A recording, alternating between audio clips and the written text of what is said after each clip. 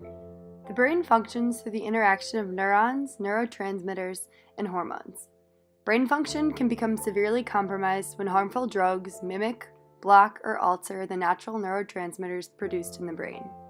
As a result, the brain is not able to function without the drug. This is called addiction.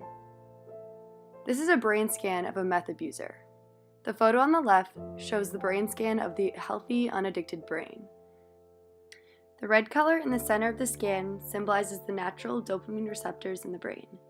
These receptors are responsible for producing the hormone that makes us happy and feel good. The scan in the center of the drug user's brain has no red color. That is because the drug has completely mimicked these dopamine receptors, meaning brain function fully relies on the drug itself. The final photo on the right shows the brain scan of a meth abuser, 14 months in recovery. As you can see, the red color has reappeared, gaining back some proper brain function. However, this is the scan of someone who has been admitted to a long-term treatment facility with around-the-clock care. With our current solution to this problem, the odds of a meth abuser ever reaching the brain scan on the right is less than 5%. Those most vulnerable to this disease are those with addictive personalities, a genetic history of addiction, obsessive-compulsive behaviors, or other mental health disorders. Addiction targets these conditions of the brain because addiction is a brain disease. The science of addiction proves that there is no choice involved when using these drugs. Substance abuse dictates the lives of those affected and regulates brain function. With nearly 20 million Americans struggling with substance abuse, it is hopeful to think that our government has the incentive to make a change. Unfortunately, this is not the case. According to the Federal Bureau of Prisons, 45% of inmates are sentenced for drug-related crimes. Studies show that of those incarcerated for drug-related offenses, 80% will be rearrested for similar charges within 5 years of being released. However, of those having graduated from drug treatment programs, only 25% will be rearrested for similar crimes. Based on these statistics, it is clear that sentencing drug users to prison is no solution to the growing drug problem in America. While 100% of drug addicts need and deserve rehabilitation, only 11% receive this treatment. The negative stigma of addiction often stands in the way of people seeing addiction for what it truly is, a disease. Addiction cannot be limited to a single race, class, religion, location, etc. Anyone anywhere can be affected by addiction, even when we least expect it.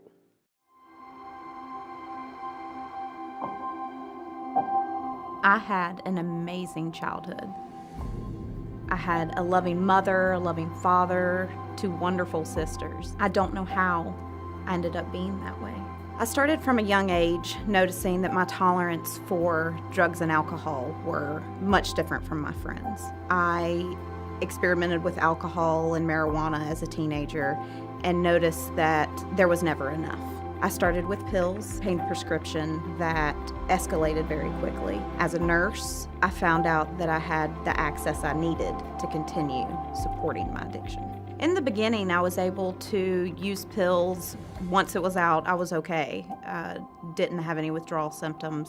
But once I started using morphine and Dilaudid, it went from getting high and it being fun to needing it every day, all day. It progressed so quickly, the disease of addiction just took over my life.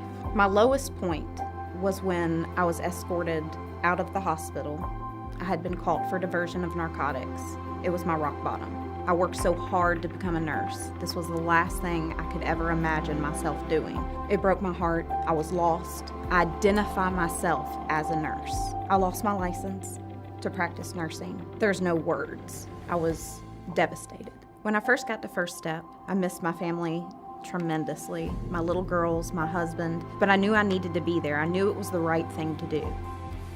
I could be away from them for just a little bit of time and focus on me and get better, or I could die. My addiction had got to the point I could be one use away from dying and not be able to be there and watch them grow up. It's stories like Emily's that show just how common addiction is and how it can happen to anyone. In this example, Emily emphasizes how important treatment is for an addict and how it gave her a second chance. Every addict deserves a second chance, so let's give it to them.